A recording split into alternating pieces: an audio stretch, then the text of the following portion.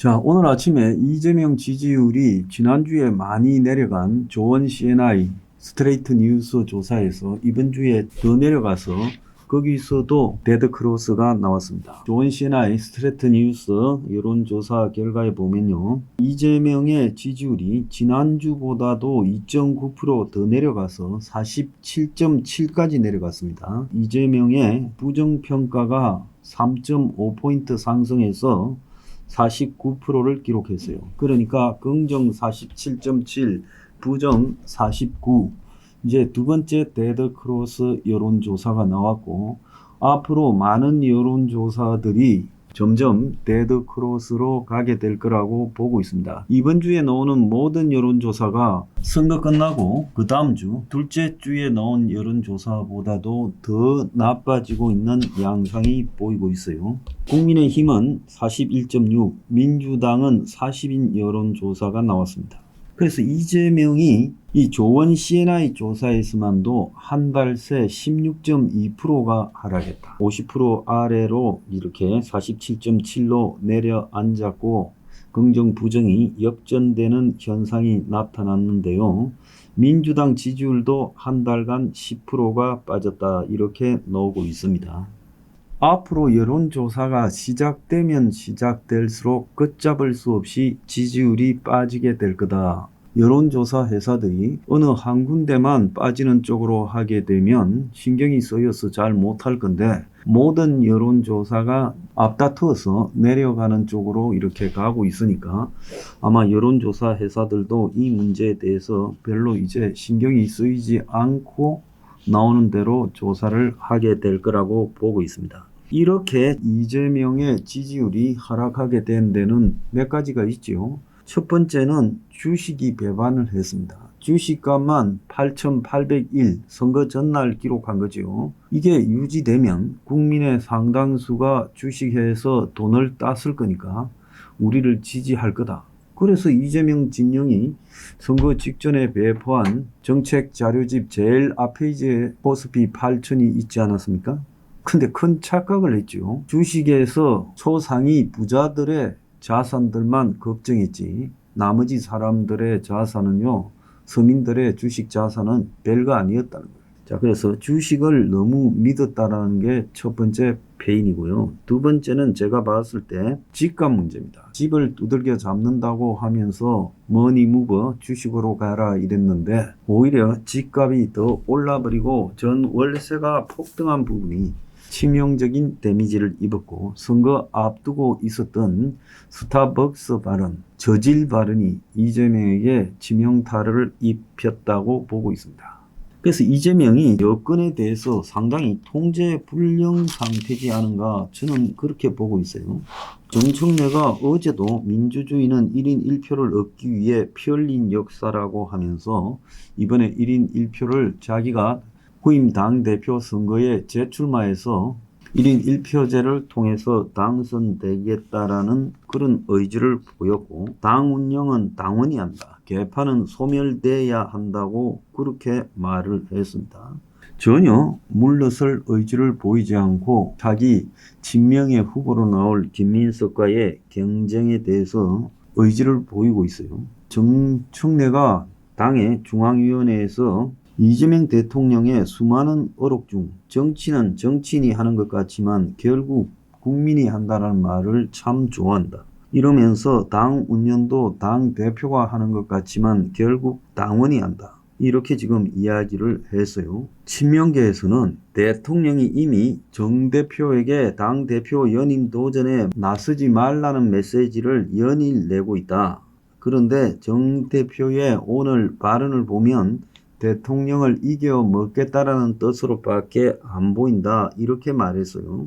자, 18일 날 이재명이 들어오게 되면 아마 이제 본격적으로 이 싸움이 볼만하게 벌어질 건데, 계파 간의 갈등, 흔히 이제 계파라고 하면 문조 틀레유, 자, 친문 친노 진영과 또 새똥대주기라는 친명 진영 간의 싸움이 지금 진행되고 있는 양상입니다. 이것이 이제 그야말로 죽기 아니면 살기로 당 대표 선거가 나오게 될 거고, 이재명은 정청래를 막지 못할 걸로 보여요.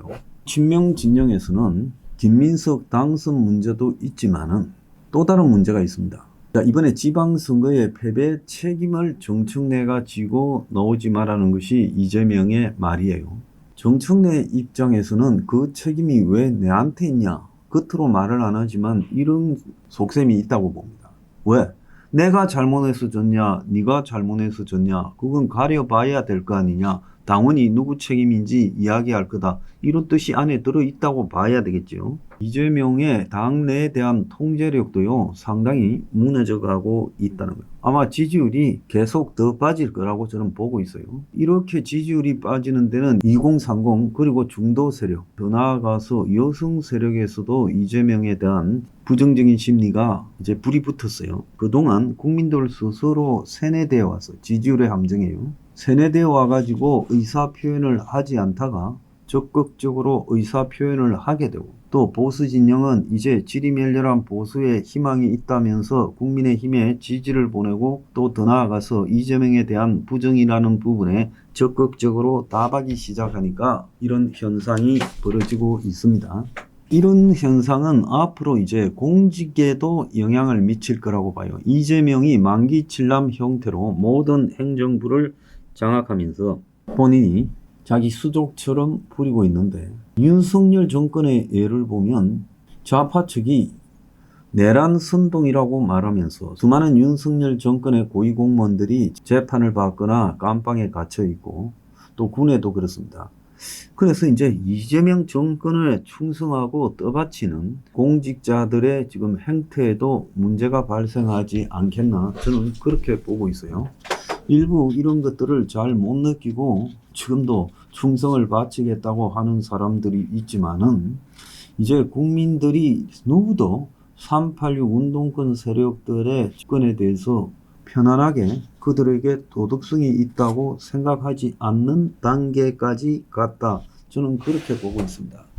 이게 일종의 물꼬가 6.3 지방선거로 터졌는데, 그 계기가 서울선거지요. 오세훈이는 지가 잘해서 서울선거를 이겼다고 보면 안 돼요. 허수아비를 갖다 놨더라도 서울선거에서 저런 분노가 폭발했을 거라고 보입니다. 거기에 이재명이 정원호라는 어떻게 보면 한참 질적으로 모자라 보이는 자를 내세워서 내가 밀면 된다라고 이렇게 착각을 했죠. 정청래가 이 선거에서 서울만 이겼으면 이 선거에서 우리가 이겼다라고 충분히 할 수 있는데, 13대 3이고 서울도 이기면 서울 선거를 왜 졌는지 생각을 해봐라, 이렇게 이재명에게 말하고 싶을 거예요. 서울 선거는 전적으로 네가 정원호를 픽업해서 이 선거를 치르지 않았냐, 그러놓고 이 선거의 실패를 나보고 지라는 것이냐, 지금 이렇게 생각하고 있는 거예요.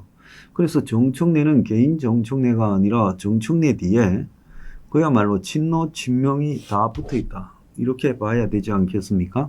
그래서 이 싸움이 간단치 않다는 거예요. 친명이라는 것은 이재명이 2016년에 촛불 시위에 나서고 민주당의 대선 경선에 나서고 이러면서 생기기 시작하다가, 그 뒤에 이재명이 경기지사로서 대권에 도전할 때 형성됐고, 주류는 이재명이 대통령이 되고 나서 이렇게 탄탄해진 거죠. 그렇기 때문에 친명의 팬덤과 친노 친문의 팬덤을 비교할 때 어떻게 보면 친명의 팬덤이 색깔도 많이 복잡하고 또 역사도 깊지 않아요. 그런데 문제는 8월 달에 당대표 선거까지 지금 시간이 좀 있잖아요. 8월 17일 날로 전당대회를 한다고 합니다. 그러면 오늘이 6월 17일이니까 딱 2달 남았죠. 이 2달 동안의 민심의 변화가 어떻게 변해가는가라고 봤을 때 이것이 이재명에게 유리하겠느냐.